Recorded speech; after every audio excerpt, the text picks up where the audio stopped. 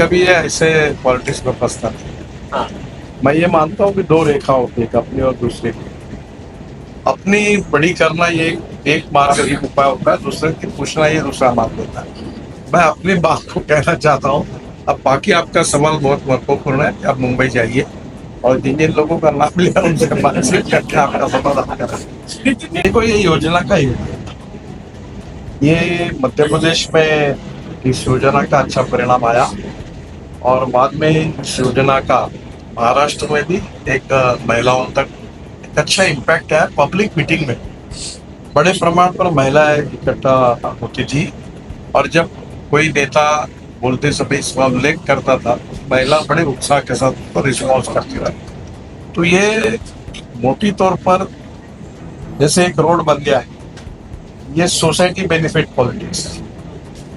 पीने का पानी मिल गया, ये इंडिविजुअल परिवार को सबको पानी मिल गया।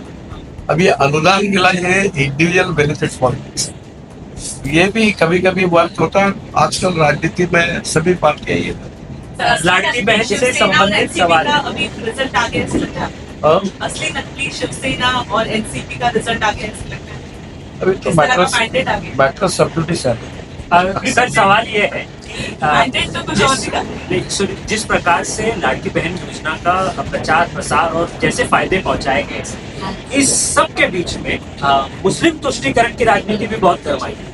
ऐसे मुस्लिम इलाके हैं जहां पर भारतीय जनता पार्टी को भी मतदान हुए हैं या आपके गठबंधन दलों को भी हुए, तो आप मान रहे हैं कि मुस्लिम महिलाओं का भी मतदान जो है महायुति के लिए एक वरदान साबित? मैं ये मानता हूँ से कि संबंधित है। लोकसभा के समय कहा गया था कि वोट जिहाद हुआ है।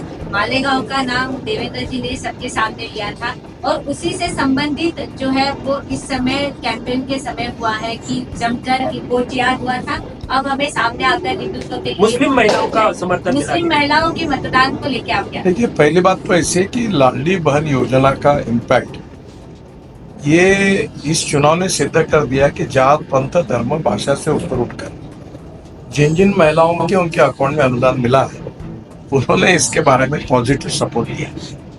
तो ये जरूरी है कि विकास का मुद्दा जो होता है और बेनिफिट का मुद्दा होता है, इधर it is social benefit, national benefit, individual benefit, इनका फायदा यही होता है कि वो जात पंथ धर्म भाषा के ऊपर उसका उपयोग होता है। यही बात मैं अक्सर कहते रहता हूँ और मैं ये मानता हूँ कि 21st सेंचुरी में politics for development and progress है।